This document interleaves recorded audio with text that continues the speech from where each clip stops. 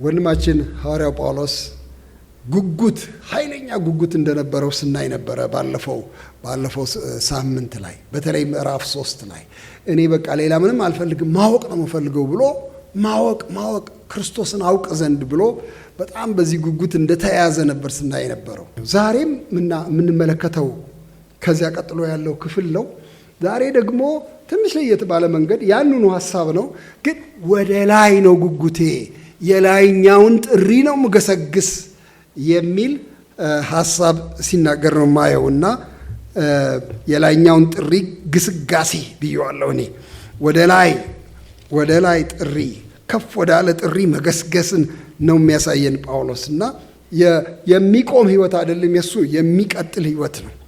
ይሄ የክርስትና ህይወት ምልክት ነው ብዬ እኔ አምናለሁኝ። የክርስቲያን ህይወት ስታቲክ አይደለም፣ ዝም ብሎ አንድ ቦታ ላይ ሄዶ ቀጥ ያለ አይደለም፣ ቀጥ ብሎ ዝም ብሎ ረጭ ያለ አይደለም። በቃ ይሄው ነው በላሁት ጠጣሁት የሚባል አይደለም፣ አየሁት በቃ ይሄው ነው የሚባል አይደለም የክርስትና ህይወት። እንደዚህ ከሆነ ሌላ ነው እሱ። ሌሎች ሃይማኖቶች ላይ ሊገኝ ይችላል። 5 ነገር 4 ነገር ካወቅ 6 ነገር ካወቅ 11 ነገር ካወቅ እንደዚህ ካረክ በቃ አለቀ ይሄው ነው ብቻዬን አታቋርጥ የሚባለው ሌላ እምነት ላይ ሊሆን ይችላል። ይሄ ግን ሕያው ከሆነ ክርስቶስ ጋር ሕያው ከሆነ ከሚናገር ከሚሰማ ክርስቶስ ጋር ህይወቱ እኛ ውስጥ የሚፈስ የሚመላለስ ክርስቶስ ጋር ያለ ግንኙነት ስለሆነ የማይቋረጥ ነው እና ጳውሎስ በጣም ግስገሳዊ ነው በጣም እና እሱን ነው የምናየው ፊልጵስዩስ ምዕራፍ 3 ከቁጥር 12 እስከ 21 ድረስ ባለው አብረን ካነበብን በኋላ ከዚያ በኋላ እንነጋገራለን ትንሽ እና ይሄን የግስገሳ ስሜት ያላችሁ አሁን እንዳገኘው ወይም አሁን ፍጹም እንደሆንኩ አይደለም፣ ነገር ግን ስለ እርሱ በክርስቶስ ኢየሱስ የተያዝኩበትን ያን ደግሞ እይዛለሁ ብዬ እፈጥናለሁ። ወንድሞቼ እኔ ገና እንዳልያዝኩት እቆጥራለሁ፣ ነገር ግን አንድ ነገር አደርጋለሁ፣ በኋላዬ ያለውን እየረሳሁ በፊቴ ያለውን ለመያዝ እዘረጋለሁ። በክርስቶስ ኢየሱስ ከፍ ያለውን የእግዚአብሔርን መጥራት ዋጋ እንዳገኝ ምልክትን እፈጥናለሁ። እንግዲህ ፍጹማን የሆንን ሁላችን ይህን እናስብ። በአንዳች ነገርም ልዩ ሐሳብ ቢኖራችሁ እግዚአብሔር ይህን ደግሞ ይገልጥላችኋል። ሆኖም በደረስንበት በዚያ እንመላለስ ይላል። በጣም ግልጽ ንግግር ነው። እኔ ገና አልያዝኩትም ነው የሚለው። ገና አልያዝኩትም፣ እንደያዝኩት አልቆጥርም፣ እንዳገኘው ገና አልቆጥርም። እንዲያውም እይዛለሁ ብዬ እዘረጋለሁ። የተያዝኩበትን እኔ ደግሞ እይዛለሁ ብዬ እዘረጋለሁ፣ ወደ ምልክቱም እገሰግሳለሁ የሚል ነው እና ትልቅ የሩጫ ስሜት የሚፈጥር ቃል ነው እዚህ ላይ ያለውና በጣም የሚያስደንቀኝ ጳውሎስ ይህንን ሲናገር።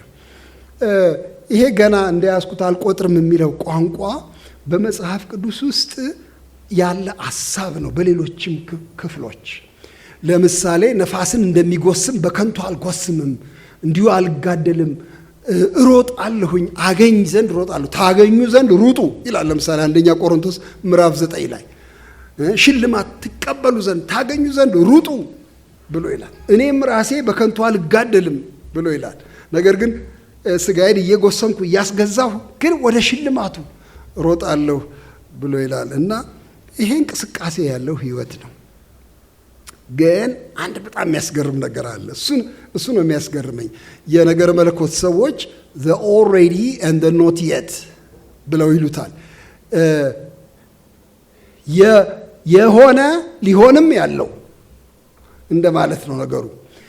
ክርስትና በአንድ ወገን እረፍት አይደለም ወይ? በቃ እረፍት አይደለም ወይ? አገኘ ነው። በስራችን አይደለም ያገኘ ነው። በጸጋው ሰጠን፣ በምህረቱ ሰጠን፣ ከድካም አሳረፈን። ምን ስራ ያስፈልጋል? አሁን ረጋ ብሎ መኖር ነው እንጂ ነው የምንለው። እውነት እኮ ነው።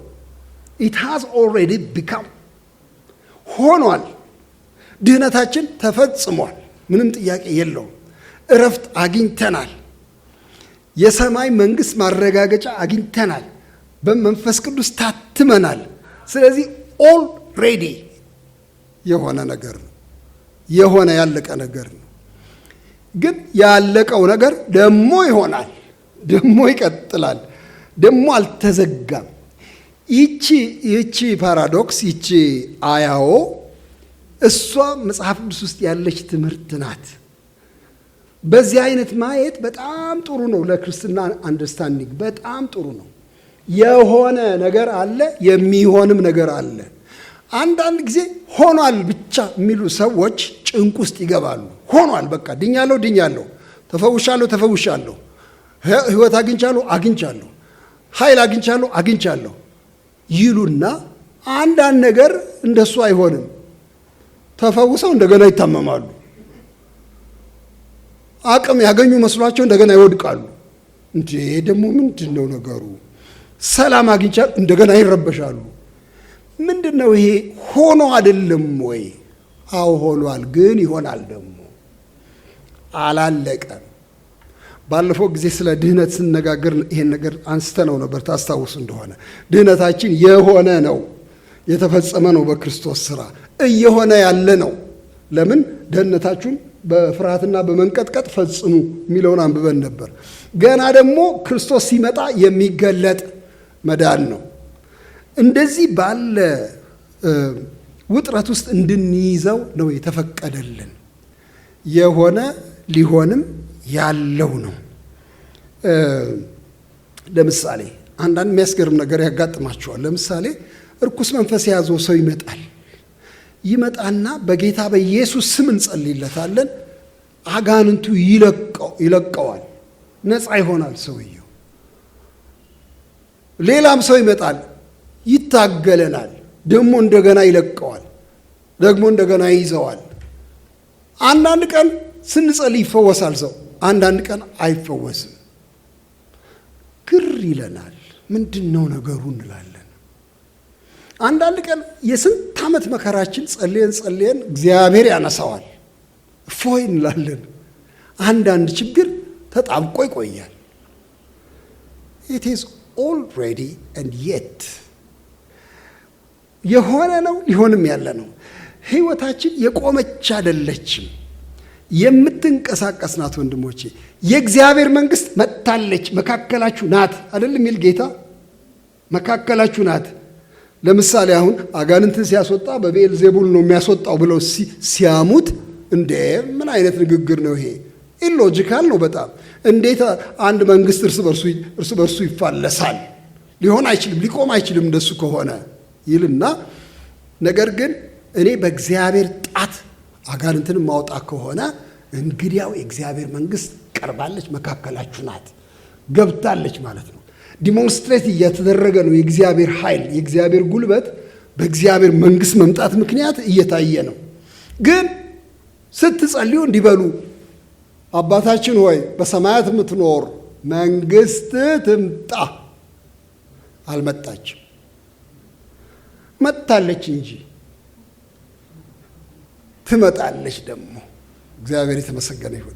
እንግዲያው አሁን ያለንበት በምድር ላይ ያለንበት ህይወት የመጣና የሚመጣ የእግዚአብሔር መንግስት ሁኔታ ውስጥ ነው ያለ ነው። ስለዚህ አንዳንዶቹ ጥያቄዎቻችን ሙሉ ለሙሉ አልተመለሱም፣ ግን ምልክቱን ግን እናያለን ደግሞ ሲሰራ እግዚአብሔር የተመሰገነ ይሁን። እና ጳውሎስ አሁን እንዳገኘው አይደለም፣ ምንም እንኳን ባውቀው ክርስቶስን ብረዳውም እንኳን ቢያድነኝም እንኳን ከሞት ቢያስጥለኝም እንኳን ከሁሉ የሚበልጠውን ክርስቶስን ባገኘውም እንኳን ገና አላገኘሁትም ደግሞ ብሎ በጣም ሰፊ እንደሆነ ይሄንን የሩጫ የግስገሳ ሐሳብ ሲያነሳ ትመለከታላችሁ። እዚያ ውስጥ የሚለው አንዳንድ ነገር አለው። እሱን ላነሳላችሁ እፈልጋለሁ። የተያዝኩበትን እኔ ደግሞ ለመያዝ እጣጣራለሁ ነው የሚለው። ለመያዝ እጣጣራለሁ። የተያዝኩበትን ምንድን ነው የተያዘው? በክርስቶስ የተያዝኩበትን ስለሚል እንግዲያው ይሄ ሰውዬ ተይዟል ማለት ነው። ተይዟል። ክርስቶስ እኔን የያዘበትን ዓላማ፣ እኔን የያዘበትን ግብ፣ እሱን እኔ መያዝ እፈልጋለሁ። ደግሞ እሱ እንዲሁ ዝም ብሎ ከመንገድ አፈፍ አላረገኝም። ለጉዳይ ነው የያዘኝ። እኔን የያዘኝ አንድ ቦታ ሊያደርሰኝ ነው። የሆነ ነገር ሊያረገኝ ነው የያዘኝ። ይሄን ዓላማውን እኔ ደግሞ ልጨብጥ እፈልጋለሁኝ። እሱ የራሱን ስራ ይሰራል፣ እኔም ደግሞ የራሴን ስራ እሰራለሁ። የክርስቲያንን ትጋት ነው የሚያሳየው። በጣም የሚያስገርም ነገር ነው። እግዚአብሔር በህይወታችን ይሰራል። እግዚአብሔር ይመስገን። እንዲያውም እኛን ማማከርም አያስፈልገውም። ሲሰራ ራሱ ነው የሚሰራው። በጥበብ ይሰራል። ህይወታችንን እየቀመመ ደግ ነገር በማምጣት ክፉ ነገር በማምጣት ሀብት በማምጣት ድህነት በማምጣት በጣም በሚያስገርም ጥበብ እየቀመመ ይሰራናል። ግን አሁን የእኛን ትጋት ደግሞ እዚህ ላይ ያሳያል። እኔ ደግሞ ልያዝ፣ እሱማ ይዞኛል፣ እሱማ የት እንደሚያደርሰኝ ያውቃል። ግን እሱን ልይዘው እፈልጋለሁ። ይሄ እንዲገባኝ እፈልጋለሁ። ወዴት ነው ሊያደርሰኝ የሚፈልገው? ለሱ ጣጣራለሁ። አንዳንድ የመጽሐፍ ቅዱስ መምህራን ምን ይላሉ? ይሄ ክርስቶስ ያዘኝ የሚለው ነገር ለምንድን ነው የያዘው? እንደው ያካቴው መልስ አልቲሜት የሆነ መልስ ምንድን ነው ለዚህ የሚገኘው? ኢየሱስ ክርስቶስን እንዲመስል እንደሱ እንዲሆን የሱን መልክ እንዲመስል እግዚአብሔር ፈቅዷል። የእግዚአብሔር ዓላማ ይሄ ነው በሕይወታችን፣ ሌላም አይደለም። በጣም ግልጽ በሆነ መንገድ ሮሜ 8ን ታውቁታላችሁ። አሁን ባወጣው ደስ ይለኛል እሱን። ለምን አንዳንዴ እየጎረድን እያነበብን ያው ታውቃላችሁ ጉርድ ያለ ሀሳብ ብቻ አግኝተን እንሄዳለን። ግን እስቲ አያይዘን እናንብበው። እሱ በጣም ያስደንቀኛል። እንደዚህ ይላል ሮሜ ምዕራፍ 8 ላይ ቁጥር 28ን ብቻ እንዳናነበው ነው የምማጠነው። በቃላችን እሱ ብቻ እያያዝን ቁጥር 29ንም ቁጥር 30ንም ዛሬ አብረን አንድ ላይ አያይዘን ብናየው ደስ ይለኛል። ሙሉ ስዕል ይሰጠናል። እግዚአብሔርንም ለሚወዱት እንደ ሐሳቡም ለተጠሩት፣ ይቺ ጥሪ ይቺ የተያዝንባት የሚለው ሐሳብ ነው። ነገር ሁሉ ለበጎ እንዲደረግ እናውቃለን። ይሄ እንግዲህ የመጨረሻ ግቡ ነው። ለበጎ እንዲደረግ እናውቃለን። ልጁ በብዙ ወንድሞች መካከል በኩር ይሆን ዘንድ አስቀድሞ ያወቃቸው የልጁን መልክ እንዲመስሉ አስቀድሞ ደግሞ ወስኗልና፣ አስቀድሞም የወሰናቸውን እነዚህን ደግሞ ጠራቸው፣ የጠራቸውንም እነዚህን ደግሞ አጸደቃቸው፣ ያጸደቃቸውንም እነዚህን ደግሞ አከበራቸው። የጌታ ስም የተባረከ ይሁን። ዘ ፕሮሰስ አይደል እንዴ? ሂደት እኮ ነው የሚያሳየው። ሂደት ነው የሚያሳየው። በዚህ ሂደት እዚህ ጋር ሊደርሱ ተፈልገዋል። እነዚህ ሰዎች አስቀድሞ አወቃቸው፣ ከዚያ ጠራቸው፣ ከዚያ አጸደቃቸው፣ ከዚያ አከበራቸው። በእነዚህ መስመሮች ለማስኬድ ፈልጓል። ለምንድን ነው ይሄን መስመር ተከትሎ የሚሄደው? የልጁን መልክ እንዲመስሉ ወስኗል። ይሄ ነው ፕላኑ። ይሄ እቅድ ነው። ሰዎቹን ከአንድ ቦታ አንስቶ አንድ ቦታ ሲያደርስ ምን እንዲሆኑ ነው? ኢየሱስ ክርስቶስ ልጁን ለካ እያባዛ ነው፣ ኮፒ እያደረገ ነው። እሱ ኦሪጂናሉ አለ ጌታችን ኢየሱስ ክርስቶስ። እሱን አንሆንም። እሱን ሊያሳክለን ሳይሆን ሊያስመስለን ነው የሚሰራው እግዚአብሔር የተመሰገነ ይሁን። አንዳንድ ሰዎች ስለሚቀይሩት ነው አሁን እንደዚህ ጠመም አድርጌ የምናገረው። እሱን ለማከል አይደለም፣ እሱን ለመሆን አይደለም፣ ለመምሰል ግን ተጠርተናል። እግዚአብሔር ይመስገን። ስለዚህ የልጁን መልክ ይመስሉ ዘንድ ወስኗልና ከዚያ ጠራቸው፣ ያወቃቸው ጠራቸው፣ ከዚያ አጸደቃቸው፣ አከበራቸው። በዚህ ማዕቀፍ ውስጥ ነው ነገር ሁሉ ለበጎ እንዲደረግ እናውቃለን። እግዚአብሔርን ለሚወዱት እንደ ሐሳቡም ለተጠሩት ለነሱ ነገር ሁሉ ለበጎ ይሰራላቸዋል ብሎ ይላል። እንግዲያው ይቺ በጎ እኛ የምናስባት ዝም ብላ ተራ በጎ አይደለችም ማለት ነው ይመስለኛል። በኋላ እናንተ ቀስ ብላችሁ ቻሌንጅ አድርጉኝ ሲወጣ። እንግዲህ ይቺ በጎ የምትባል ጌታ ለካ ይሄን ነገር ያደረገው እኔ 10 ብር ለምን ጠፋብኝ ብዬ ስጮህ ለካ 100 ብር ሊሰጠኝ ነው። እሺ ሊሰጥ ያረጋል ጌታ፣ እንደዚህ ያረጋል። በእውነት ይሄን ልክድ አልችልም። 10 ብር የሚከለክለን 100 ብር ሊሰጠን ሊሆን ይችላል። በእውነት ግን 100 ብር ምንድነው ነው ጥያቄው። አሁን 100 ብር ምንድናት? ይኸው የልጁን መልክ ይመስሉ ዘንድ። እንግዲህ ይሄ የበጎ ሁሉ በጎ ነው እና ሐዋርያው ጳውሎስ ተይዣለሁ ለእኔ የተያዝኩበትን እሱን ደግሞ ለመያዝ እጣጣራለሁኝ። ወደፊት ምን ሆናለሁ? እዘረጋለሁ። ወደፊት ሲዘረጋ በኋላ ያለውን እየረሳሁ የሚል ቃል ይጠቀማል። ይሄ በብዙ መንገድ ያው ሰዎች እንደሚፈቱት ታውቃላችሁ። ምንድን ነው ይሄ በኋላ ያለው? በኋላ ያለው ጳውሎስ ምንም አልነገረንም፣ ምንም አላለም። ብቻ በኋላ ምንም ይሁን ምን እየረሳሁ እንቅፋት እንዲሆን አልፈልግም፣ የኋላው እንዲጎትተኝ አልፈልግም። እኔ ወደፊት ነው መሄድ የምፈልገው። ወድቄ ከሆነም እንዲጎትተኝ አልፈልግም። ውድቀት እያሰብኩኝ ልጨነቅ አልፈልግም። ከብሬም ከሆነ ክብርም እንዲጠፍረኝ አልፈልግም። እኔ ገና አልያዝኩትም፣ ለመያዝ እዘረጋለሁ። እግዚአብሔር የተመሰገነ ይሁን። ስለዚህ ወንድሞቼና እህቶቼ እኛ በአጠቃላይ አሁን ወደፊት ተመልካች እንድንሆን ነው ይሄ ግብዣ። ወደፊት ወንድም ንጉሥ ያባከንኩት ዕድሜ ይቆጨኛል። ያባከንኩት ስንት ዓመት ምንም ይኸው ወደ ኋላ እንዳትመለከት ነው የሚለው። የሚሮጥ ሰው እንዲሸነፍ ከፈለገ ቀላሉ መንገድ ማዞር ብቻ ነው ወደ ኋላ። እስቲ ቆይ እስቲ የመጣሁበት መንገድ ምን አይነት ነው ካለ አለቀ፣ ጨዋታው ፈረሰ። ምንም ወደ ኋላ እየተመለከትኩኝ የፊት ጉዞዬን አላደናቅፍም፣ ገሰግሳለሁ ነው። እግዚአብሔር ይመስገን። የወደቀ እንደሆነ ተነስቶ ይቀጥላል። እግዚአብሔር ይባረክ። አንድ ዴኒ ዱሮን የሚባል አንድ ሰባኪ ሰምቻለሁ። እሱ በጣም ያስደስተኛል እሱ ሲሰብክ እና ቆይቷል ከሰማሁት አሁን ወደ 30 ዓመት ሳይሆን አይቀርም። እና ምን ይላል? እንዴ እኔ ሮጣለሁ፣ ገሰግሳለሁ ጌታ ወዳለው ቦታ። ድንገት በወድቅስ ይላል። ድንገት በወድቅ አቧራውን አራግፌ እቀጥላለሁ። ድሮስ ማን ነበርኩኝ ይላል እዛ ስብከቱ ላይ። በእውነት እኛ ራሳችንን በጣም ያከበርን እንደሆነ ነው ወደኋላ የምንቀረው። እንዴት እኔን የሚያክል ሰው ይወድቃል? በእውነት እንዴት ይወድቃል? ልክ አይደለም። በእውነት ይሄ በጣም ታሪካዊ ውድቀት ነው። እንደዚህ እያልን መቆየት አያስፈልግም። ወደፊት መሄድ ነው። እግዚአብሔር ይመስገን። እዘረጋለሁ፣ የተያዝኩበትን ይይዛለሁ ብዬ። ከዚያ እዚህ የድሮ አማርኛ ላይ ትንሽ ችግር የሚል ሀረግ አለ። ምልክትን እፈጥናለሁ የሚል በአሮጌ አማርኛ፣ የቀድሞ አማርኛ ምናልባት ፍቺ ሊኖረው ይችላል። ወደ ምልክቱ እፈጥናለሁ ነው ነገሩ። በአንዳንድ የአማርኛ ተናጋሪ አካባቢዎች እቺ ተሳቢ ትገባለች። ለምሳሌ አገሬን ገባሁ ይላሉ። ለምሳሌ ወደ አገሬ ገባሁ ለማለት ነው። ግልጽ ነው ይሄ ነገር። ቤቴን ገባሁ ሊሉ ይችላሉ።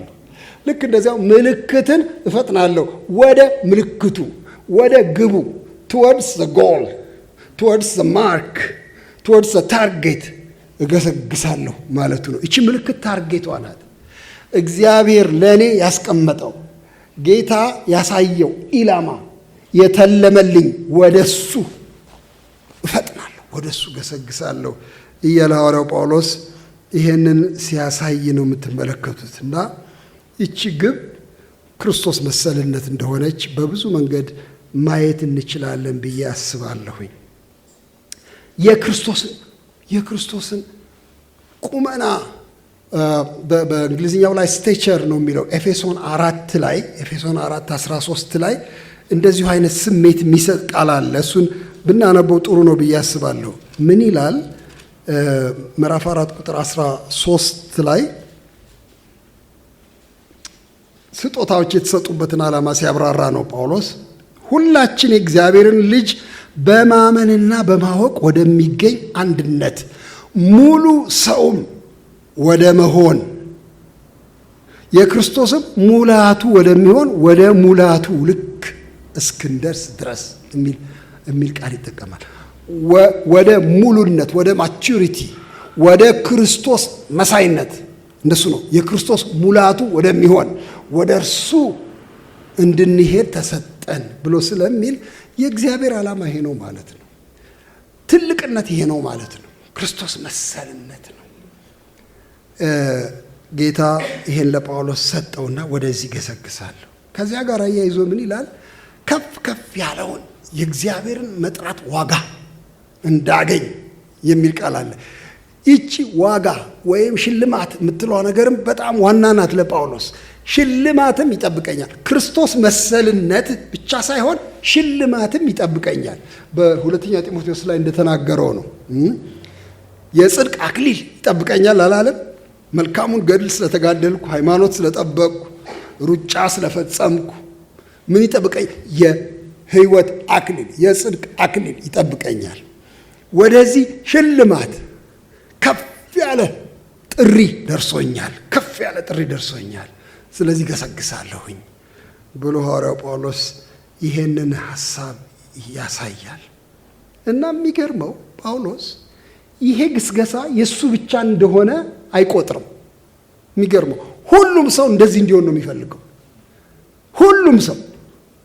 በጣም የሚገርም ነገር አሁን በእኛ መካከል አንዳንድ ጊዜ እሷ ለየት ያለች ክርስቲያን ናት አሚን አሉ አይደል? በቃ ምልህ በጣም ከረር የሚያደርጉ አሉ።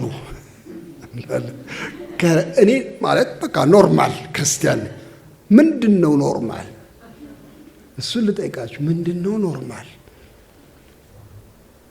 ያው እንዲህ ይላል ሲናገር ሐዋርያው ጳውሎስ ስለ ራሱ ነው የሚናገረው። አሁን እንዳየነው ግን ስለ ራሱ ብቻ አይደለም፣ ነገሩን ያሰፋዋል። ከዛ እንዲህ ይላል እንግዲህ ፍጹማን የሆንን ሁላችን፣ ቁጥር 15 ላይ ፍጹማን የሆንን ሁላችን ይህን እናስብ ይላል። ይህን እናስብ። በዚህ አይነት ነው በቃ ጥሪያችን፣ ይሄ ነው ስታይላችን። ፍጹማን የሚለው ቃል ፐርፌክት ማለት ኔሰሰርሊ አይደለም። ልክ ነው፣ ፐርፌክት ነው። ፐርፌክሽን ወይም ፍጹምነት፣ እንከን አልባነት አይደለም እዚህ ላይ የሚነገረው። ብስለት ነው የሚነገረው። ብስለት፣ ጌታን ለመከተል መፍቀድ፣ የኮሚትመንት አይነት ነው የሚያሳየው።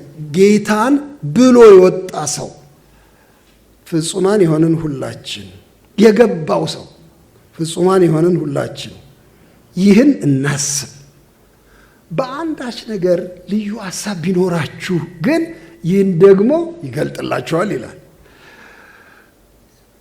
አንድ ትርጉም ስመለከት ነበር። ምናልባት በደንብ ካልገባችሁ ይገልጥላችኋል ይላል። ምናልባት ይሄ አሁን የምናገረው ነገር ግር የሚላችሁ ከሆነ እሱን ደግሞ ይገልጥላችኋል። ግን ስላልተገለጠ ብላችሁ ግን ወደ ኋላ ለመመለስ አይፈቀድም። በደረስንበት በዚያው እንመላለስ። ገብቶኛል ባልኩት መመላለስ ያስፈልገኛል። አልገባኝም፣ ስለዚህ ወደፊት የሚታየው አሁን ጳውሎስ የሚናገረው ለእኔ በጣም ረቂቅ ነው አልገባኝም ብዬ የገባኝን እንድተው ግን ፈቃድ የለም። በደረስንበት በዚያው ደግሞ ምን እናድርግ? እንመላለስ።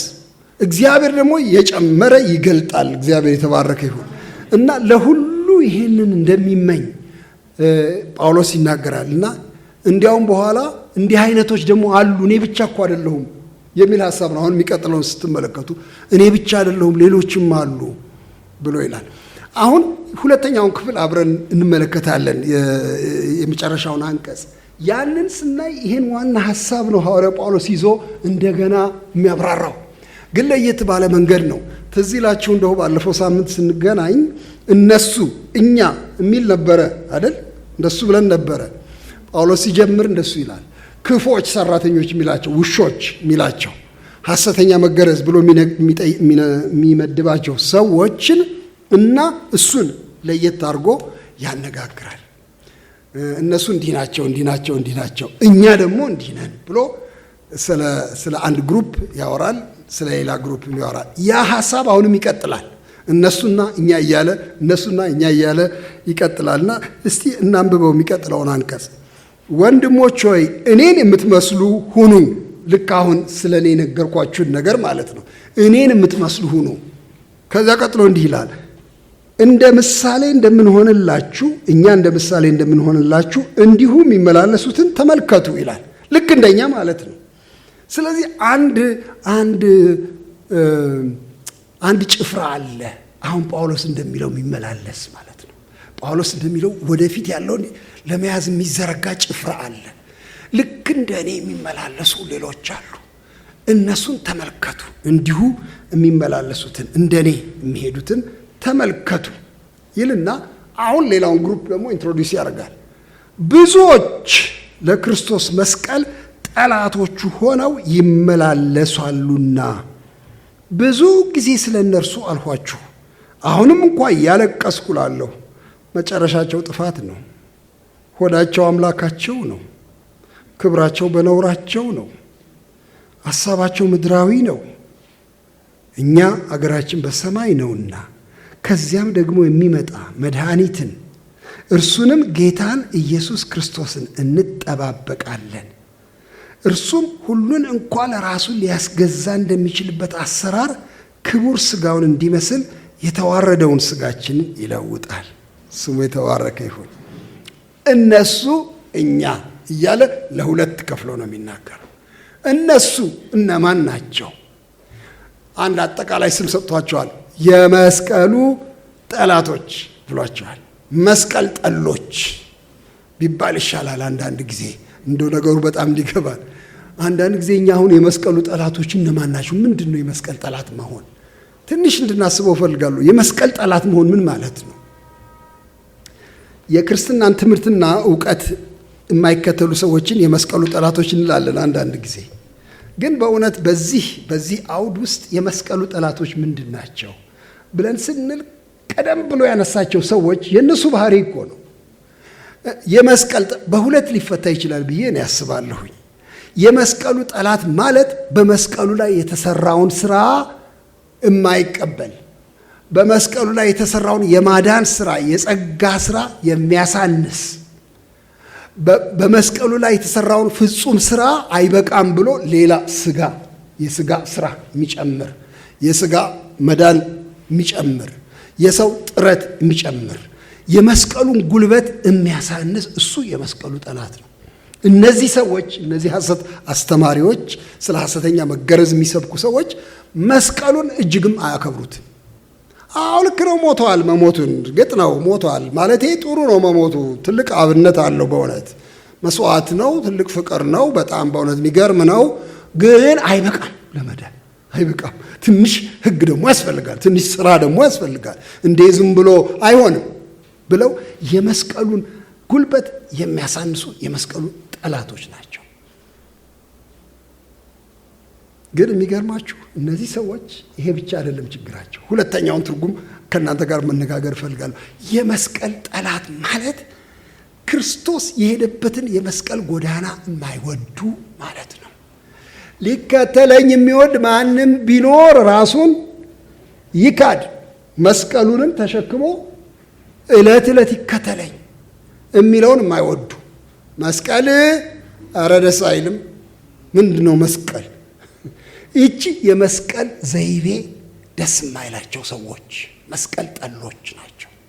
በኋላ ያላችሁ ሆዳቸው አምላካቸው ካለ በቃ መስቀል በፍጹም ተጻራሪ ሆነው የቆሙ ናቸው። ሰልፊሽ ናቸው። የራሳቸውን የሚወዱ ናቸው እንጂ በመስቀል መንገድ ላይ ለመሄድ አይወዱም። መስቀልም መስበክም አይፈልጉም። በጣም ቀፋፊ ነገር ነው። ስለሱ ብዙ አታውሩ፣ በቃ ተሰቅሏል አለቀ የሚሉ ናቸው። አሁን እንደዚህ የምናገር እኮ አሁን ስላለ ነው። እንደዚህ አይነት አስተሳሰብ አሁን እኮ አለ። በመስቀል ታምናለህ እንዲያው አሳምሬ ነው እንጂ ይሏቸዋል። በክርስቶስ መስቀል እንደ ዳንክ ታምናለህ እንዴ? ምን ጥያቄ አለው? እና መስቀሉ ለአንተም እንደሆነ ታምናለህ ወይ? ማለቴ እሱ ሞተበት መስቀሉ እኔ እንድድን። እኔ ታዲያ ለምን እዛ ላይ እኔ እንደሞት ትጨምረኛለህ? በቃ የሱ መስቀሉን እሱ ተሸከመው። እኔን እኮ ሊያሳርፈኝ ነው። እንዲህ እኔ እንደሞን መልሰህ አንተ ሊያሳርፈን ሞተ፣ ሊገለንም ሞተ። ባለፈው ሳምንት አልተነጋገርንም? እንደሱ አይደል? አንዱ ስለ ሁሉ ሞተ፣ እንግዲያስ ሁሉ ሞቱ የሚለው እኮ ከእርሱ ጋር የመተባበርን ሐሳብ ነው የሚያመጣው። እና እነዚህ መስቀል የሚጠሉ ሰዎች መከራ የሚባል ሐሳብ በፍጹም ሊቀበሉ አይፈልጉም። በፍጹም በምንም አይነት መልኩ መከራ፣ ስቃይ፣ ሞት የሚባል ነገር እኛም አንወድም፣ ማንኛችንም አንወድም። በእውነት ምን ይሰራል ደግሞ ጠብ ያለሽ በዳቦ የሚል የአማርኛ ንግግር አለ። ታውቃላችሁ እንደዚህ አይነት ተረት ጠብ ያለሽ በዳቦ ማለት እንግዲህ በጣም በቃ ዝም ብሎ ሰውየው ጠብ ፈልጓል። ትንሽ ጉልበት ተሰማው በቃ እና አረ ዳቦ ሰጣለሁ ባካችሁ ጠብ ስጡኝ ብሎ ደጃፍ ይወጣል ገበያ። መከራ ስጡኝ፣ ስቃይ ስጡኝ፣ እስቲ ትንሽ ስቃይ ማግኘት እፈልጋለሁ ብለን መውጣት እብደት ነው። እግዚአብሔርም በውስጣችን ይህን አላረገም። ሰው መከራ መፈላለግ የለበትም። ምንም ጽድቅ አይደለም። እንደዚህ የሚያስቡ ሰዎች አሉ፣ እንደዚህ የሚኖሩም አሉ። ካልተገረፍኩኝ ምኑን አመንኩኝ በክርስቶስ ብለው የሚያስቡና ጀርባቸውን ሆን ብለው የሚሰጡ ለግርፋት አሉ። እንደዚህ አሉ። በየዓመቱ በስቅለት ቀን በምስማር እጃቸውን የሚያደሙ ሰምታችኋል አሉ። መከራ ጥሩ ነገር አይደለም፣ ጥሩ ነገር አይደለም። ጌታም ፈልጉ መከራን አላለንም። ግን ስለ መስቀሉ በመስቀሉ ጎዳና በክርስቶስ ሐሳብ ስንሄድ ይመጣል። የመስቀሉን የማይወዱ ሰዎች መከራ ያመጡብናል። ለመስቀሉ ታማኝ ሆነን ለመኖር ስንሞክር ይመጣብናል ችግር፣ መከራ፣ ስድብ ይመጣል፣ ጭንቀት ይመጣል። እሱን እንድንጠላው አይደለም፣ ቅድም እንደተዘመረው እንድንወደው ለመካፈል። ይሄ እኮ ነው መካፈል ማለት። በክርስቶስ መከራ በምካፈልበት ልክ እንደሚለው ሐዋርያው ጳውሎስ ጌታችንም ስለ ስሜ የተጠላችሁ ስትሆኑ መከራም ሲደርስባችሁ ደስ ይበላችሁ። ሐዋርያው ጴጥሮስም ይህን ነው የተናገረው። መከራ በምንካፈልበት ልክ ደስ ይለናል ብሎ ይላል። እንግዲያው መስቀል ወዳጆች ነን፣ እኛ የመስቀል ወዳጆች ነን። መስቀል መውደድ ማለት ለሁላችን ግልጽ ነው። በአንገታችን ላይ ማንጠልጠል ማለት አይደለም። እሱ ጥሩ ነው። እሱ ጌጥ መውደድ ይባላል። ጥሩ ነው። እኔ በጣም ወዳለሁ የመስቀል ቅርጽ፣ በጣም ነው የምወደው በእውነት። በየቦታው ሁሉ የመስቀል ቅርጽ ማስቀመጥ ደስ ይለኛል። ጥሩ ነው እሱ። ግን መስቀል መውደድ ማለት ክርስቶስ የሄደበትን መንገድ መውደድ ማለት ነው። እሱ የመስቀል ጎዳነኛ ነው። እኛም በዚያው እንድንሄድ ተጠርተናል። ከራስ ወዳድነት መላቀቅ ማለት ነው። በፍቅር መንገድ መሄድ ማለት ነው። መስዋዕት የሚያስከፍል ከሆነ እሺ ከፍላለሁ ብሎ ማለት ነው። እና እነዚህ የመስቀሉ ጠላቶች ናቸው። ይኸው መግለጫቸው። እሱን አንዳንዱን እስቲ ቀስ ብለን እንየው። አራት መግለጫ ተሰጥቷል ስለ እነዚህ ሰዎች ባህሪያቸውን ሲናገር። አንደኛ አምላካቸው ሆዳቸው ነው ይላል። አንዱ መለያ እሱ ነው። እነዚህ ሰዎች ሆደ አምላኩ ናቸው። ሆዳቸው አምላካቸው። አንዳንድ ትርጉሞች ላይ ሆዳቸው የሚለውን their appetite ይለዋል። አምላካቸው አፒታይታቸው ነው። ስጋዊ ፍላጎቶቻቸው አምጣ የሚል ፍላጎቶቻቸው ነው አምላካቸው። የሚሰግዱት ለስጋዊ ፍላጎቶቻቸው ነው። ካላገኙ አምላክ የለም። ካገኙ ባገኙት ነገር ግርጌ ይሰግዳሉ። የፍላጎት ተገዦች ናቸው። የስጋዊ ፍላጎት ሰጋጆች ናቸው ብሎ ይላል። የአምላክን ደረጃ አደረሰው። በጣም የሚያስገርም ነው። ሐዋርያው ጳውሎስ ለካ በጣም ምንፈልገው ነገር፣ በጣም ምንጓጓለት ነገር፣ እሱ ከሌለ ብሞት ይሻለኛል የምንለው ነገር ነው ለካ አምላክ ማለት እሱ ነው። ለካ ካላገኘሁት እኔ ምን ኑሮ አለኝ የምንለው ነገር ለካ እሱ ነው አምላክ። ሆዳቸው አምላካቸው። ይሄ ከባድ ነው በእውነት። አምላክ እግዚአብሔር ነው እንጂ ሆድ አይደለም። የሰው ፍላጎት አምላክ አይደለም። ፍላጎቶች ይኖሩናል። ሁላችን ተፈጥሯዊ ፍላጎቶች ይኖሩናል። ስነ ልቡናዊ ፍላጎቶች ይኖሩናል። ደመነፍሳዊ ፍላጎቶች ይኖሩናል። በጣም ብዙ ፍላጎት። ለምሳሌ በጣም ቀላል ዝና ለምሳሌ መፈለግ በሰው ውስጥ አለ። አንቱታ መፈለግ ለምሳሌ አለ። ከእንጀራ ፍላጎት ትንሽ ከፍ ስንል ወደዚህ እንመጣለን። እኛን አሁን በእኛ ሀገር በብዛት የሚያንቀን እሱ ስለሆነ ዋናው እሱ ነው። ግን ብዙ ፍላጎቶች አሉ ተደራርበው በጣም ይመጣሉ ሰው ጋር። ግን እንዲመለኩ አልተፈቀደም። ለዚህ ነው ጌታችን ዲያብሎስ ሲፈትነው ይህን ድንጋይ እንጀራ አድርግ ሲለው እምቢ ያለው ለዚህ ነው። አልሰግድም፣ ለእንጀራ አልሰግድም፣ እንጀራ ብቻ እንደሚያኖረኝ እኔ አላምንም ብሎ አለ። እነዚህ ሰዎች ወዳቸው አምላካቸው ነው።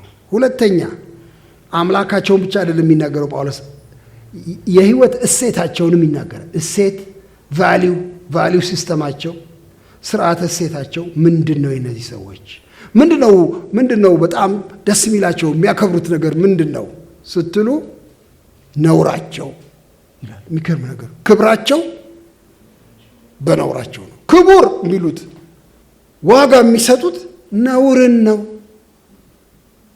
እና አያፍሩበትም። በነውር የሚያሰቅቅ ነገር ሰርተው እንደ ጀብዱ ያቀርቡታል። አሳፋሪውን ነገር ክብር አድርገው ይተረጉሙታል። እና ይሄ በጣም በታሪክ ውስጥ በተደጋጋሚ የታየ ነገር ነው። ሰዎች አእምሯቸው ሲሳሳት፣ ልባቸው ሲሳሳት ነውሩን ክቡር ይሉታል፣ እርኩሱን ቅዱስ ይሉታል።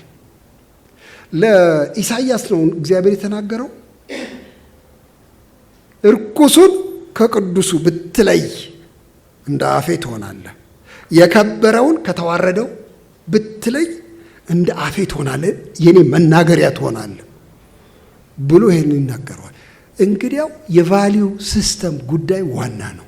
የእነዚህ ሰዎች ቫሊዩ በቃ ርካሽ ነገር፣ ወራዳ የዘቀጠ ነገር እንደ ክብር ይቆጠራል። ክብራቸው በነውራቸው ነው። ነውረኞች ናቸው ማለት ነው።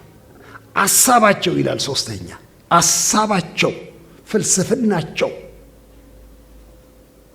ምድራዊ ነው። በምድር ዙሪያ ነው የሚሽከረከሩት። ከዚያ ውጪ ለማሰብም አይችሉም። ይሄ ነገር በነገራችን ላይ ሜዳ ላይ ያሉ ሰዎችን አለ የሚናገረው። የት ውስጥ ያሉ ሰዎችን ነው? ቤተ ክርስቲያን ውስጥ ያሉ ሰዎች ነው። እናንተ ሰዎች ለዚህ ነው የሚያስደነግጠው እኮ። እነዚህ እኮ በሃይማኖት ስም በቤተ ክርስቲያን በአገልጋይነት ስም ያሉ ሰዎች ናቸው። ግን ሀሳባቸው ቀንና ሌሊት ምድራዊ ነው። የምድር ነገር ብቻ ነው ካፋቸው የሚወጣው፣ በልባቸው የሚመላለሰው። ፍልስፍናቸው ይሄ ነው። ክርስቶስንም ከፈለጉት የሚፈልጉት ለምድር ጉዳይ ነው። ከዚያ በላይ የለም። በጣም ምድር በጣም ገና የምትታያቸው ሰዎች ናቸው። ሐዋርያው ጳውሎስ ቆሮንቶስ ላይ አንድ በጣም የሚያስገርም ነገር ይናገራል። ቆሮንቶስ 15 ላይ አንደኛ ቆሮንቶስ ታስታውሳላችሁ፣ ስለ ትንሣኤ ሙታን የሚናገርበት ክፍል ነው። ስለ ትንሣኤ ሙታን ከሚያቀርበው ክርክር አንዱ አይታችሁት እንደሆነ እንብላ እንጠጣ ይላሉ ሰዎች። እንብላ እንጠጣ፣ ምክንያቱም ህይወት ይቺ ናት፣ በቃ መሬት ላይ ናት። ምንድን ነው ከዛ በኋላ እንጃ መኖሩ ምን ታውቃለህ? ሄዶ የመጣ ሰው አግኝተሃል? ምን ታውቃለህ?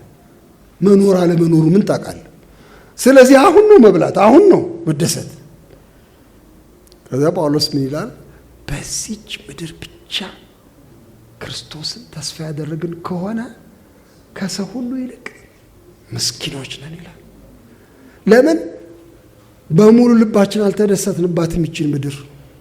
በእውነት ከሌለማ ትንሣኤ ሙታን ከሌለማ በጣም የተሞኘን እኛ ነን። ተበልጠናል፣ በጣም ተበልጠናል። በእውነት እስካሁን እድሜያችንን በመከራና በጭንቅ የምናሳልፍ ተበልጠናል፣ ምስኪኖች ነን በምድር ብቻ ከሆነ ተስፋችን ብሎ ይናገራል። በጣም የሚያስገርም ነገር ነው። ራሳችን መፈተሽ ጥሩ ነው ብዬ እላለሁ እኔ። ለምን አንዳንዴ እንደዚህ አይነት ቃል ልቤን ይነካኛል። የኔ ጉጉት ምንድን ነው? የኔ ናፍቆት ምንድን ነው? ጌታችንን ደጋግሜ የምለምነው ስለምን ጉዳይ ነው? ምን እንዲያረግልኝ ነው? አላረግም ቢለኝ ምን ልሆን ነው እያልኩ ምን ልሆን ነው? አላረግም። አንተ የምትለው አላረግም ቢለኝ ምን በቃ ቶ እንግዲያው አንዳንድ ሰዎች በቃ ጌታ ሆይ ወደ ዓለም ልመለስ ነው፣ ይህን ነገር ካልፈጸምክ በቃ ከአንተ ጋር ያለኝ ነገር። እናንተ አትሉም አውቃለሁ፣ እዚህ ያላችሁ አትሉ፣ ግን ኩርፊያ ልባችን ውስጥ አይገባም? ብዙ ጊዜ እኮ ይገባል። እናኮርፋለን እኮ እናኮርፋለን።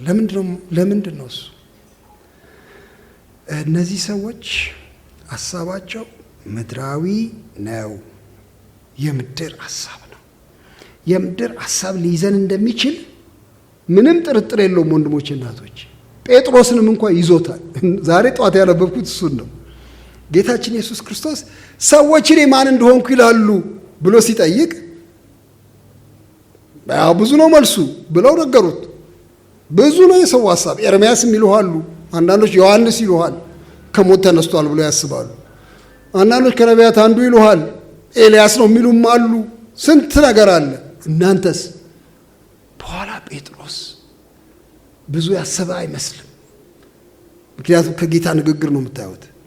አንተ ክርስቶስ የሕያው እግዚአብሔር ልጅ ነህ ሲለው ይሄ የሥጋና የደም መገለጥ አይደለም፣ አባቴ ከሰማይ ገለጠልህ። አቤት ጴጥሮስ፣ ምን ሊሰማው ነው በዚህ ሰዓት? አረ እሱ ነው የገለጠልኝ። እሺ፣ ከሰማይ አባት ጋር የተቆራኘ ሰው አንተ ጴጥሮስ ነህ። በዚህች ዓለት ላይ ቤተ ክርስቲያን ይሰራል። አረ በምድር የምታስረው ሁሉ በሰማይ ታስረ እንዴ! ትንሽ ቆይቶ እዚያው ላይ እኮ ነው የሚቀጥለው ቁጥር። ቀስ ብላችሁ አንብቡት። ማቴዎስ 16 ላይ ነው የምታገኙት። የሚቀጥለው እኮ አንቀጽ ላይ ስለ ሞቱ ጌታችን ሲናገር፣ ስለ ስቃዩ ሲናገር ጌታ ይሄ አይሁንብህ፣ በፍጹም ይሄ ሊሆንብህ አያስፈልግም ብሎ መሞገት ጀመር። ይገስጸውም ጀመር እኮ ነው የሚለው። ይገስጸው ጀመር። ምን ማለት ነው? እንዴ ዝም በል እባክህ፣ እንደዚህ አይነት ነገር አትናገር፣ እንዴ ጥሩ አይደለም፣ እኔ እሞታለሁ ምናምን፣ ዝም በል በቃ። ይገስጸውም ጀመር። በኋላ ጌታ ዞር አለና ሂድ አንተ ሰይጣን፣ የሰውን እንጂ የእግዚአብሔርን አታስብም። አስተሳሰብህ ምድራዊ የሰው አስተሳሰብ ነው። ያቀበለህም ሰይጣን ነው። እንዴት ነው በአንድ ጊዜ የሚወርደው ሰው? እንደዚህ ይሆናል ሰው። በቃ ቁርጡን ለመንገር ብዬ ነው። እንደዚህ ይሆናል፣ እንሆናለን እኛ። ስለዚህ በጣም የወጣን ሲመስለን እንደዚህ የመሆንም እድል አለ። ምድራዊ እነዚህ ሰዎች ኮንቲኒየስሊ እንደ ላይፍ ስታይል ምድራዊ ናቸው። የህይወት ዘይቤያቸው ምድራዊ ነው። በቃ ሌላ ለነሱ ይሄ ሰርፕራይዝም አይደለም። የምድር አስተሳሰብ ብቻ ነው ያላቸው ብሎ ይነግራል። እኛ ግን ወደሚለው ልምጣ። አሁን እስቲ አንድ ነገር ይቀረኛል እንጂ እጣ ፈንታቸውን ይናገራል። የእነዚህን ሰዎች መጨረሻ ይናገራል አይደለም? እነዚህ ሀሳባቸው ምድራዊ ነው፣ ሆዳቸው አምላካቸው ነው፣ ክብራቸው በነውራቸው ነው የተባሉ ሰዎች መጨረሻቸው ምንድን ነው ይላል? ጥፋት ነው። ደስቲኒያቸው የመጨረሻ ቦታቸው ጥፋት ነው፣ ፍርድ ነው ብሎ ይላል። ይሄንን ጳውሎስ ምንም ሳይፈራ ነው የሚናገረው። ምንም ሳይፈራ ጥፋት ነው። በቤተ ክርስቲያን ስላሉ ከፍርድ ይድናሉ ማለት አይደለም። በቃ እንዲህ አይነት ሰዎች መጨረሻቸው ጥፋት ነው ይላል። ግን አንድ ዛሬ ልቤን የነካኝን ነገር ልንገራችሁ። ይህን ሲናገር ጳውሎስ ከዚህ በፊት ነግሬያችኋለሁ፣ አሁንም እያለቀስኩ እላለሁ የሚል ሐረግ እያለቀስኩ እንዴት አልኩኝ። እንዴት ልቅሶ ለምንድን ነው? እኔ አሁን እንደሱ እያለቀስኩ ላለሁ እንዴ? ቁጭት አለበት ጳውሎስ። ስለ እነዚህ ሰዎች ያዝናል፣ ይቆጫል። ወደ ጥፋት እየገሰገሱ ነው። እነሱ የሚሰብኳቸው ሰዎች ወደ ጥፋት እየተነዱ ነው። ስለዚህ ለቅሶ ይለዋል። አሁንም እያለቀስኩ ላለሁ። ልክ አይደሉም እነዚህ ሰዎች፣ መጨረሻቸው ጥፋት ነው። ከእነዚህ ሰዎች ተጠበቁ ማለቱ ነው። እኛ ግን ይላል ስለ እኛ ሶስት ነገር እዛ ውስጥ ይናገራል። እኛ ስለሚለው ቡድን እኛ ግን አገራችን በሰማይ ነው ይላል። ሰማያዊ ዜግነት አለን ብሎ ይላል። ሀሳባቸው ምድራዊ ነው ካለው ጋራ ነው ቶሎ ይሄንን የሚያያይዘው። እኛ ግን ዜግነታችን ሰማያዊ ነው። ሌላ ቦታ እናውቃለን። ሌላ ተስፋ አለን። ሌላ ምኞት አለን። ሌላ አገር አለን። የሚቃኘን እሱ ነው። የህይወት ዘይቤያችን የተቃኘው በሰማያዊው ነው። ይሄ ሰማይና ምድር የሚባል ነገር በጣም ስታርክ ልዩነት አለው። በጣም ለምሳሌ ያዕቆብ ምዕራፍ 3 ላይ ታስታውሱ እንደሆነ አድመኝነት፣ ቅናት፣ ቁጣ ባለበት ቦታ በዚያ ክፉ ነገር አለ። ይህም ጥበብ ከላይ የሚወርድ አይደለም፣ ምድራዊ ነው፣ ስጋዊ ነው፣ አጋንንታዊ ነው ይላል። አይታችሁት እንደሆነ ለካ በጥበብ ስም ሰዎች ውስጥ የሚገባ ነገር አለ። የሚገባው ምድራዊ፣ ስጋዊ፣ ጋኔናዊ ነገር ሊገባ ይችላል ብሎ ይላል። ከላይ የሚወርድ አይደለም፣ ይሄ ለዩት ነው የሚለው። ወደ አያይዞ ግን ሰማያዊቱ ጥበብ ግን ይላል፣ ላይኛይቱ ጥበብ ግን ይልና ከዛ የእሷን ባህሪ ደግሞ ይዘርዝ። ስለዚህ ሰማይና ምድር የሚባል አለ። እኛ መምረጥ ነው ያለብን። በቤተ ክርስቲያንም ሆነን ምድራዊ የሆኑ አስተሳሰቦች፣ ምድራዊ የሆኑ ጥበቦች የሚባሉ አሉ፣ ሰማያዊ የሆነ ደግሞ አለ። ስለዚህ አሁን እኛ ሰማያውያን ነን ነው የሚለው። ዜግነታችን እዚያ ነው። ደግሞ ይህንን ዜግነት ጌታ ነው የሰጠን። እግዚአብሔር የተመሰገነ ይሁን። ባለ አገሮች አደረገን አይልም? ኤፌሶን ምዕራፍ 2 ላይ ከቅዱሳን ጋር ባለ አገሮች፣ ባለ ርስት አደረገን። ስለዚህ ሰማያዊ ዜግነት አለን። ይሄ መጣል የለበትም በምንም አይነት። በእኛ አንዳንድ ሰዎች እንደሚሉት ጴጥሮስም ላይ ይሄ ነገር ተጽፏል። ሬዚደንት ኤሊየንስ የሚል አንድ ሀረግ ይጠቀማሉ። በጣም ጥሩ ነው። ሬዚደንት ኤሊየን ማለት ነዋሪ ነው ማለት ቀበሌ መታወቂያ ያለው ግን መጻተኛ ነው ደግሞ። ይሄ ሁለት ባህሪ በጣም ጠልቆ ሊይዘን ያስፈልጋል። ዊ አር ሬዚደንትስ። አሁን ለምሳሌ ኢትዮጵያ በሚባል አገር ነዋሪዎች ነን፣ መታወቂያ አለን። ሰሞኑን አሳድሱ ካላሳደሳችሁ እሺ፣ ያው በተሰጠው መመሪያ መሰረት ማለት ነው። እኛ ነዋሪዎች ነን። ዊ አር ሬዚደንትስ and yet we are foreigners ደግሞ we are pilgrims, we are refugees። ይህን ስሜት ማጣት እኮ የለብንም በምንም አይነት ምንም ቢሆን። እና ሐዋርያው ጳውሎስ ግልጽ አድርጎ ነው የሚናገረው፣ ሰማያዊ ዜግነት አለ። ሁሉ ነገር ካለፈ በኋላ ያ ዜግነት ጽኑ ሆኖ ይኖራል። ይሄ ሁሉ መንግስት ምድር ላይ ያለው ወደ አንድ መንግስት ይለወጣል። እግዚአብሔር ይመስገን። ይህን ይላል እኮ ቃሉ። በቃ ቅድም አንድ መዝሙር ሲዘምር ይህን ሰምቼዋለሁ። የዓለም መንግስት ሁሉ የጌታችን ሆነች ይላል እኮ ዮሐንስ ራእይ ላይ አይደል? የዓለም መንግስት የጌታችን ሆነች እና እኛ የዚያ መንግስት አባሎች ነን። እግዚአብሔር የተባረከ ይሁን። ይሄንን ምንም አይን ማሸት የለባችሁም። ይሄን ለመናገር ማለቴ አለ አይደል ምልህ ነኝ ግን እዚህም ነኝ ግን አለ እንትንም ነኝ ማለት አትበሉ። ለዚህ ምንም አፖሎጂ ያስፈልገው። እኛ የሰማይ አገር ዜጎች ነን። ይሄ ማለት በምድር ያለብንን ኃላፊነት ያዘነጋናል ማለት አይደለም።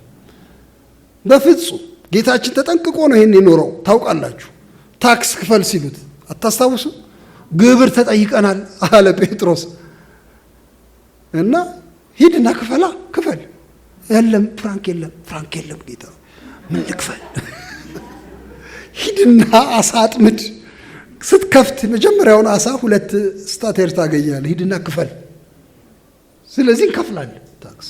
ስለ አገር እናስባለን፣ እንጨነቃለን፣ ቅድም እንደተደረገው እንጸልያለን። እንዴ እዚህ አገራችን ነው። ይሄ በፍጹም መምታታት የለበትም። ግን ዜግነታችን፣ ቋሚ ዜግነታችን፣ የልባችንም ናፍቆት ተስፋችንም ሰማያዊ ነው። እግዚአብሔር የተመሰገነ ይሁን እና እኛ ሀገራችን በሰማይ ነውና ይላል። ይሄንን በፍጹም የምንሸጠው ጉዳይ አይደለም። ከዚያ በጣም የሚያስገርም ነገር ይናገራል። ሁለተኛ ነገር አገራችን ዜግነታችን ሰማያዊ መሆኑ ብቻ ሳይሆን ከዚያ የሚመጣ ጌታ እሱም ክርስቶስ ኢየሱስን እንጠብቃለን ብሎ ይላል። ሰው እንጠብቃለን ነው የሚለው። እኔ ከባለቤቴ ጋራ የተጫጨን ጊዜ መቼም አንድ ያው ሁላችሁ እናንተ ይገባችኋል ይሄ ነገር። የተጫጨን ጊዜ እጠብቃታለሁ። የሚያስገርም አይነት አጠባበቅ ነው የምጠብቀው። በስንት ሰዓት ትመጫለች 7 ሰዓት እሺ ጠብቅሻለሁ። 6:30 እጀምራለሁ መጠበቅ። ጠብቃለሁ አውቃለሁ 7 እንደተባባለ ግን ጠብቃለሁ። አሁን ሩብ ጉዳይ ሆነ። 15 ደቂቃ ቀራት። እጠብቃለሁ። 10 ደቂቃ ቀራት። አሁን 5 ደቂቃ ቀራት። ከአውቶቡሱ ትወርዳለች። አሁን ልክ ከዛ 2 ደቂቃ እስክትሻገር አስፋልቱን ከዛ ጠብቃለሁ 7 አትመጣም። አይ እላለሁ። ሰው ቆሞ ያየኛል። ስጠብቅ ቆሞ ያየኝ። ምንድነው የሰውዬ ምንድነው ፈዞ ይሄ ሰውዬ ምንድነው የሚያረገው? እጠብቃለሁ። ቅርጼ የጥበቃ ነው። ገብቷችኋል ምለው? ይሄን ቅርጽ አስዩም ማድረግ አለብን። የጥበቃ ቅርጽ ላይ ናችሁ ወይ ነው አሁን ጥያቄው። ቅርጻችን ምንድን ነው? በጉጉት የሚጠብቅ ሰውን ነው ምን መስለው ወይስ ከመጣ ይምጣ በመጣ ጊዜ ስንት ሲባል ኖሯል እኔ ማለቴ በሚል ነው ያለ ነው። ሼፕ ይሰጠናል ጥበቃ። አይናችን አንድ ቦታ ላይ ፎከስ እናደርጋለን። ስንት መኪና ሲያልፍ የሚወርዱት ያለው ስንት መኪና ከዚህኛው ይሆን እንደምትወርደው ከዚህኛው ይሆን ጥበቃ ቅርጽ ይሰጣል። እና እንጠብቃለን። ጌታ እንጠብቃለን። ሰማይ እኮ ያለው እሱ ነው። አንድ ቀን ከባለቤቴ ጋር እንደዚህ ተባባልን። ይህን ተናግሬ ጨርሳለሁ። ዛሬ አስመሸዋችሁ መሰለኝ። ይቅርታ በጣም ግንባራችሁ ግን ደህና ነው። ከእሷ ጋር ስናወራ መንግሥተ ሰማያት ትገቢያለሽ ወይ አልኳት። አጉል ጥያቄ ነው መቼም፣ ግን ሀሳቤን ስለምትረዳው አልከፋችም። አንዴ አዎ እገባለሁ አለች።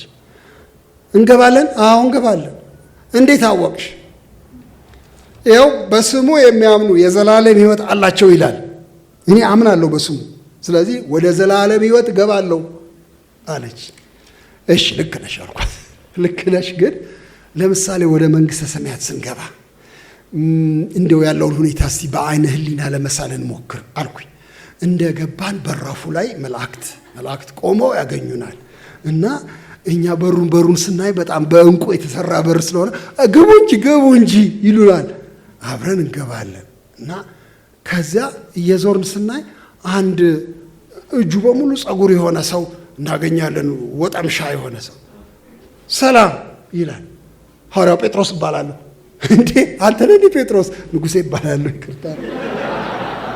እንተዋወቃለን ከሱ ጋር እና ወይ ጉድ እያለን እንዞራለን። ያሳየናል ክፍሎቹን ምኑን። ድንቅ ነገር ነው። በኋላ አንድ ጓደኛዬ ላስተዋውቃችሁ ይላል። አንድ መላጣ ሰው ሐዋርያው ጳውሎስ እባላለሁ። አንተ ነህ እንዴ ጳውሎስ? ያንተን 13 መጽሐፍ አንብቤያለሁ። በጣም የሚያስገርም ነው በእውነት እለዋለሁ። እንተዋወቃለን፣ እንዞራለን። ብጡ ያሳየናል። ከዛ እንደነቃለን። ሰዎች ያስተዋውቁናል።